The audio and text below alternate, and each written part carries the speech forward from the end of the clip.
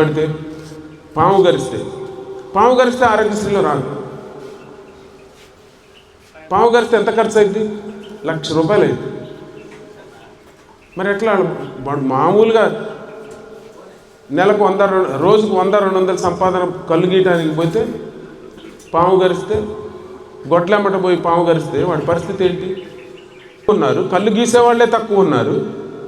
వీళ్ళని ఆదుకోకపోతే ఇంకా అది ఆ పని ఎవడు చేస్తాడు? ఎవరు చేయకుండా సమాజం నడుస్తుందా? మరి ఇది గుర్తించాలి, ప్రభుత్వం గుర్తించదు. మనం అడగకపోతే అమ్మాయిన అన్నం పెట్టదు అన్నట్టుగా గుర్తించదు. మనం మాట్లాడాలి. ఈ 35 రకాల జబ్బుల్ని మనం ఆరోగ్యశ్రీలో స్టేట్ అయితే, సెంటర్ అయితే ఆయుష్మాన్ భారత్లో చేర్చాలని అడుగుతున్నాం. ఇది చేర్చి ఇట్లాంటి జబ్బుల్ని మీకు ఒక కార్డు ఇవ్వాలి. కుల వృత్తుల వాళ్ళకి ఒక కార్డు ఇస్తే ఆ కార్డు తీసుకుపోతే ఇంక ఫ్రీ అవుతుంది. అలాగే కొన్ని కంటి జబ్బులు వస్తాయి తొందరగా, ఊపిరితిత్తుల జబ్బులతో పాటు. ఎక్కువ ఎన్ని ఇబ్బందులు లేకుండా, డేంజర్లు అవ్వకుండా, కింద పడకుండా జాగ్రత్తగా కళ్ళు గీసే వాళ్ళు కూడా ఉంటారు.